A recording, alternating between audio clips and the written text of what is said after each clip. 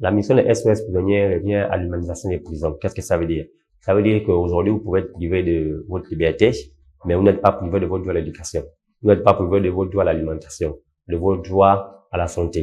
Et c'est pourquoi nous faisons des plaidoyers pour attirer l'attention de nos gouvernants sur nos missions. Nous avons pour mission d'apporter aussi l'assistance à ces personnes incarcérées, l'assistance juridique, comme je disais, parce qu'il y a certains aujourd'hui qui sont incarcérés qui ne connaissent même pas leurs droits. Nous avons des cas, par exemple, qui ont été condamnés à 2 ans d'emprisonnement, mais qui sont toujours incarcérés après 3 ans.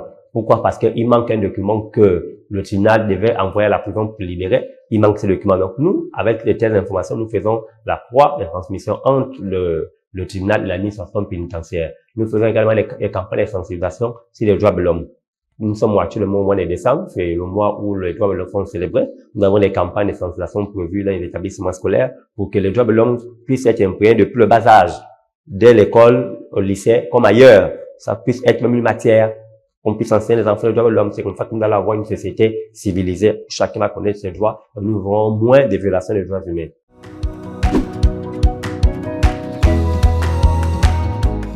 Bon, au début, les SOS Prisonniers, les 2 premières années étaient difficiles parce que nous avons connu assez de menaces, des intimidations, même pour avoir nos documents auprès du ministère de l'Intérieur, ça n'a pas été facile. Les dossiers ont été déposés depuis 2020, ce n'est rien qu'en 2023, avec l'arrivée des militaires au pouvoir, nous avons pu avoir notre récépissé.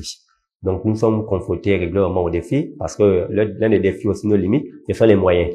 SOS Prisonniers n'est pas assez soutenu, nous vivons de nos propres cotisations en interne, mais depuis février 2025, nous avons bénéficié d'un projet avec l'Union européenne, appelé d'Internes en détention, qui est financé par l'Union européenne, qui nous favorise aujourd'hui, nous amener des activités. Et nous avons pris pour défi nous étendre dans toutes les provinces du Gabon. Parce que la prison n'est pas seulement la capitale à Libreville. Il y a des prisons dans chaque province et nous avons pour ambition d'avoir une représentation dans toutes les provinces du Gabon. Aujourd'hui, nous avons déjà 4 représentations. Il nous manque encore 5 autres que nous devons atteindre, interpeller les pouvoirs publics dans chaque localité pour mener à bien nos missions. Et pour être accompagnés sur le gouvernement, parce que certains nous considèrent comme étant des personnes qui contre le gouvernement. Alors, loin de nous cette idée, nous ne sommes contre aucune autorité, nous nous sommes interpellés simplement, nous travaillons ensemble sur notre pays.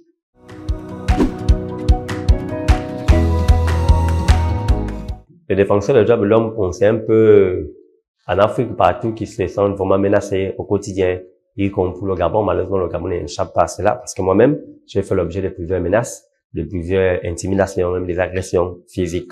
J'en ai subi. Je vous disais que sous l'ancien régime d'Ali Bongo, j'ai fait l'objet de 2 arrestations où j'ai fait 21 jours en garde à vue en violation de mes droits. Aujourd'hui, les menaces encore malheureusement persistent. Pas peut-être comme par le passé, mais il y a certains qui n'ont pas encore compris que le régime a changé et que nous sommes déjà dans un pays où l'état de droit doit être respecté. Au-delà de vos pouvoirs, au-delà de votre qualité, nous sommes au-dessus de la loi. Et parfois les portes, on n'ouvre pas les portes facilement même pour avoir une information parce que beaucoup craignent. Quand il s'agit de dénoncer, les droits de l'homme nous menacent à chaque fois que si vous continuez, vous n'allez plus exister, on va fermer votre association. Ça, c'est depuis l'ancien régime.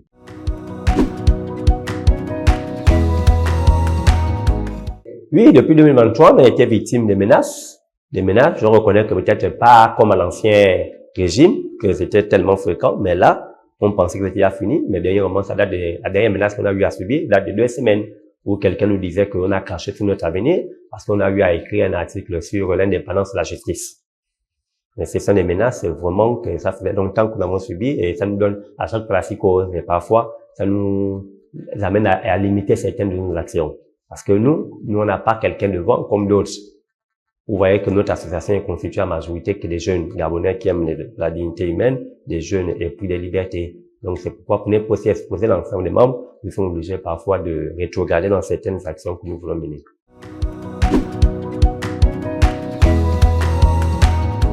Nous n'avons pas encore porté plainte parce que par le passé, les plaintes que nous avons eu à déposer même par les victimes, ça n'a pas encore abouti. Et pour nous, l'idéal, ce n'est pas d'aller en confrontation ou en affrontation avec les autorités. C'est pourquoi nous préférons toujours dialoguer. Parfois, nous faisons des demandes d'audience pour leur expliquer bien notre mission. Parce que beaucoup ne comprennent pas encore notre rôle. Ils pensent que nous sommes là pour leur critiquer alors que loin de nous cette philosophie.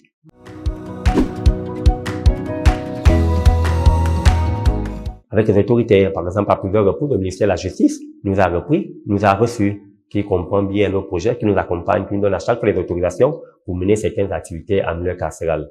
Mais c'est au niveau un peu de l'administration pénitentiaire, il y a parfois quelques présenteurs.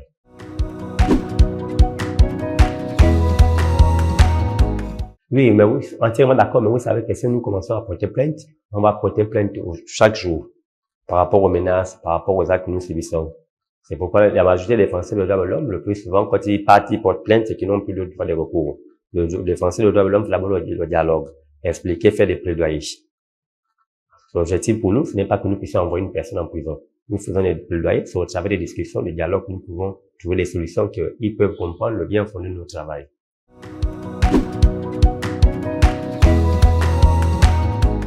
Bon, au cours des 7 prochaines années, c'est de souhaiter d'abord que les prisons gabonaises puissent être modernisées. Parce qu'il n'y revient pas à SOS, parce que nous n'avons pas les moyens pour le faire.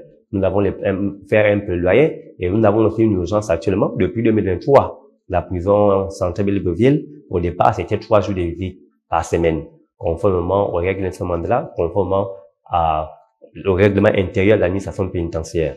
Mais depuis 2023, ces visites ont été réduites à une seule, jusqu'à ces jours. Donc, notre plaidoyer aujourd'hui, notre urgence, c'est de permettre que les familles puissent retrouver ce droit de visite à 3 fois comme cela se passe partout. Parce qu'aujourd'hui, quand le seul jour qui est réservé pour les visites, c'est rien que les dimanches. Et quand les dimanches, vous partez par exemple à 9 heures, vous faites 3 heures d'attente. Vous n'avez que 5 minutes de passer avec vos détenus. Et ce n'est pas facile parce que ça, beaucoup n'arrivent pas à se porter. Le droit de visite permet aux détenus d'échanger, ça permet de comprendre que la réinsertion existe. Mais quand on prive un détenu de ces droits, pour nous, nous souhaitons vraiment que cette mesure soit revue, que nous puissions revenir comme par le passé, 3 visites par semaine. Ça, c'est notre plaidoyer que nous avons commencé déjà à mener. Nous avons déjà écrit au ministre de la Justice par rapport, nous sommes toujours en attente de sa réponse.